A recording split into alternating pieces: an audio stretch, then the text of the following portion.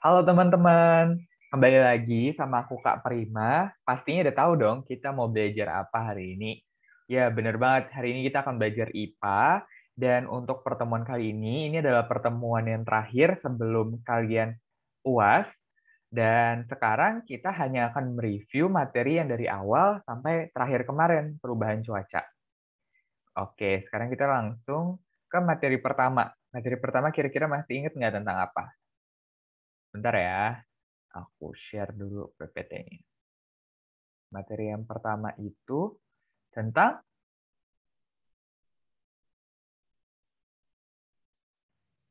makanan, oh bukan makanan, makhluk hidup dan ciri-cirinya.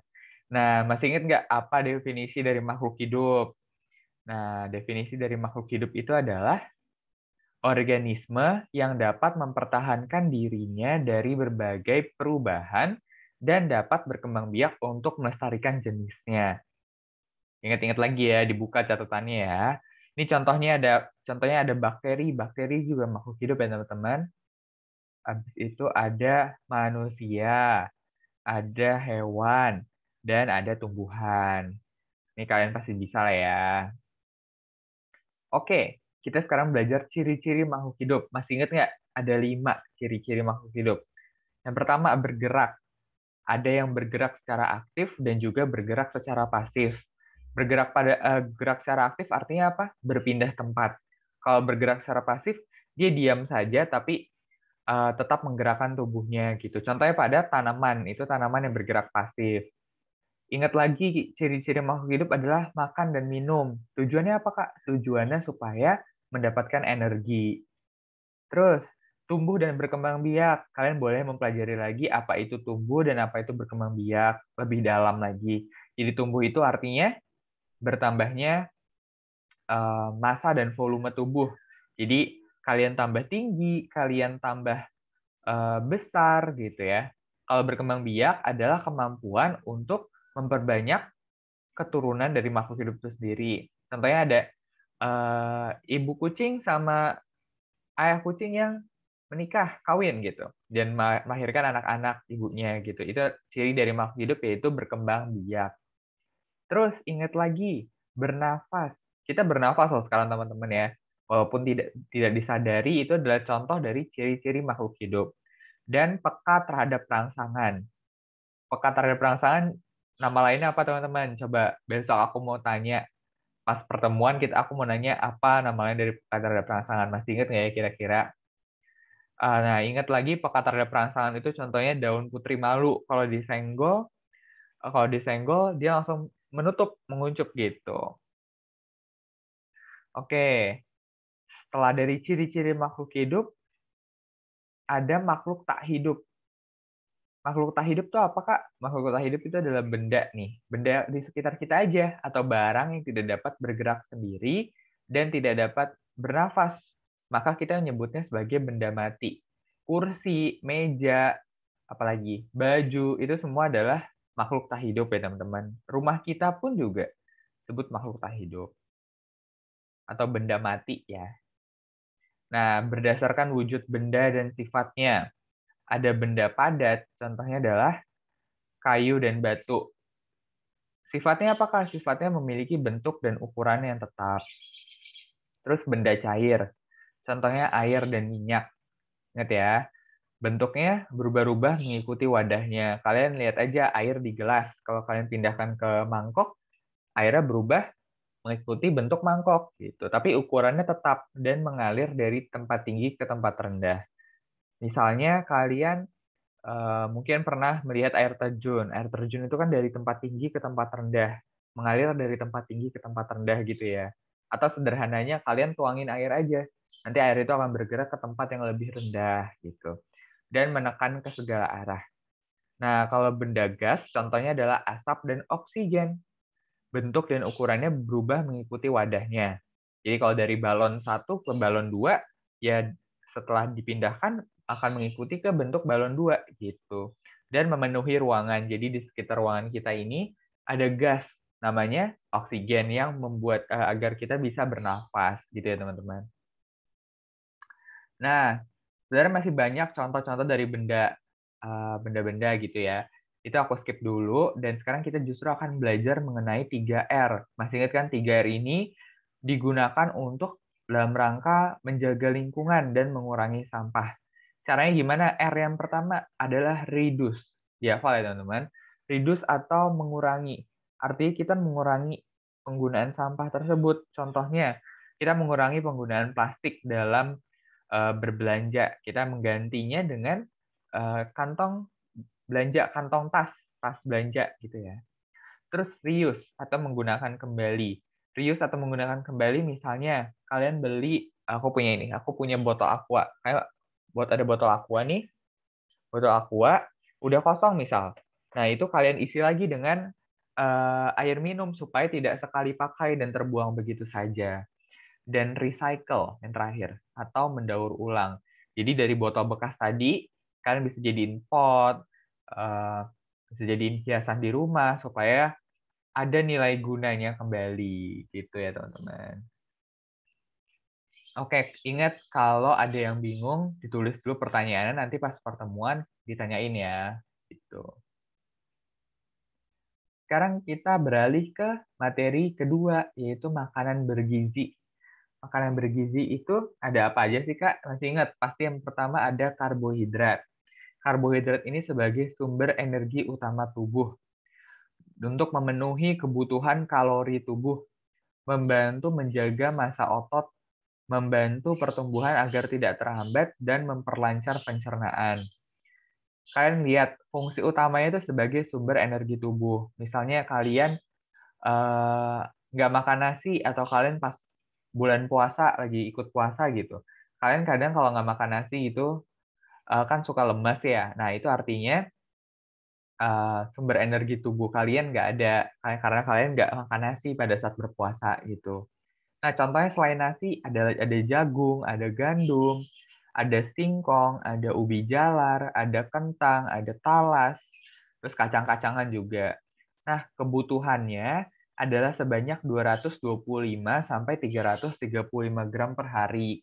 Nah, maka dari itu kalau kita makan, nasinya juga jangan terlalu banyak dan jangan terlalu sedikit, dipaskan sesuai dengan kebutuhan. Tetapi kalau untuk anak-anak seusia kalian, masih tidak apa-apa karena masih dalam masa pertumbuhan, supaya tubuh kalian bisa jadi lebih tinggi dan lebih besar lagi gitu.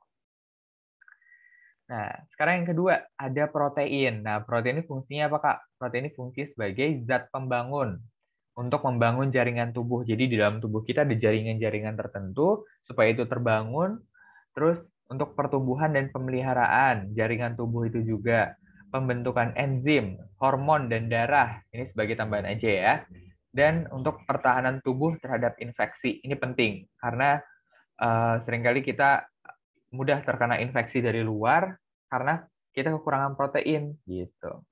Nah, contohnya ingat lagi ada istilah protein nabati dan hewani. Nabati artinya dari tumbuhan.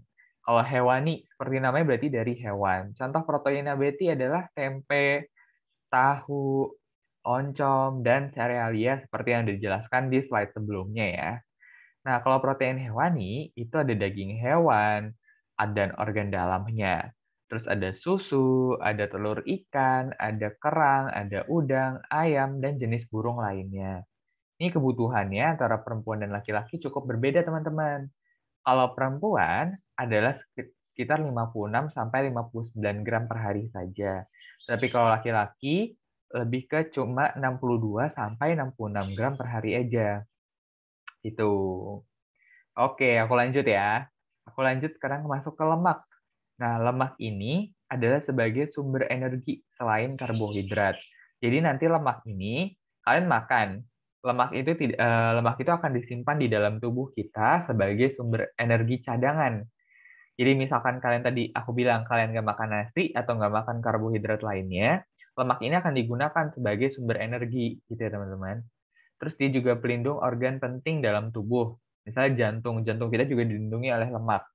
Terus sebagai cadangan makanan, nah tadi yang aku bilang, dan melarutkan vitamin A, D, E, K gitu. Ini lemak juga ada nabati sama hewani. Kalau lemak nabati dari alpukat, dari coklat, dari kacang, almond, dan dari minyak zaitun.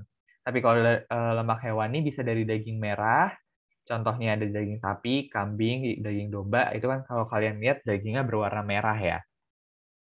Terus daging putih contohnya adalah ayam dan ikan, telur, habis itu olahan susu gitu. Nah, kebutuhannya antara perempuan sama laki-laki juga berbeda nih teman-teman. Ada 20 gram per hari kalau perempuan dan 30 gram per hari untuk laki-laki gitu. Kalau kalian lihat dari tadi, perempuan kenapa lebih sedikit sih Kak? Dan kenapa laki-laki lebih banyak? Itu karena metabolisme tubuh laki-laki itu lebih banyak dan lebih cepat gitu. Jadi karena laki-laki juga normalnya lebih banyak beraktivitas, makanya lebih banyak membutuhkan karbohidrat, protein, lemak gitu-gitu ya. Oke, sekarang kita ke vitamin dan mineral. Vitamin dan mineral fungsinya berperan dalam pertumbuhan dan metabolisme tubuh. Terdapat dia banyak di buah dan sayuran. Itu sayuran ya teman-teman, salah nulis. Dan kekurangan vitamin ini vitamin dan mineral dapat berdampak serius nih menyebabkan penyakit dalam tubuh sesuai dengan fungsi masing-masing vitamin dan mineral. Nah, jenisnya, ingat nggak vitamin ada apa aja tadi? Ada vitamin A, B, C, D, E, K gitu. Dan kalau mineral, contohnya ini aku kasih 3 aja, ada kalsium, magnesium, dan zinc gitu. Sebenarnya masih banyak lagi, tapi kebanyakan lah ya, kita cuma masukin 3 aja. Oke, sebelum ke materi perubahan cuaca, pertemuan ketiga. Ada yang mau ditanyain apa enggak, itu boleh dicatat dulu dan ditanyain pas pertemuan. Oke, gitu. Sekarang kita masuk ke materi perubahan cuaca ya, teman-teman. Materi perubahan cuaca ini aku juga nggak masukin semuanya, nanti kalian buka catatan lagi, belajar lagi gitu ya sebelum ujian. Nah, pengertiannya cuaca itu apa, Kak? Cuaca itu adalah keadaan udara yang terjadi di suatu tempat yang relatif sempit dengan waktu yang relatif singkat, gitu ya. Nah, kalau iklim adalah pola cuaca rata-rata yang terjadi untuk waktu yang relatif lebih lama dan mencakup wilayah yang luas. Nah, jadi kalian bisa lihat dong perbedaan antara cuaca dan iklim di sini. Dari waktunya, cuaca lebih singkat, iklim lebih panjang, sekitar 30 tahun. Kalau besar wilayahnya, cuaca juga lebih sempit. Kalau iklim mencakup wilayah yang luas, termasuk beberapa negara. Gitu.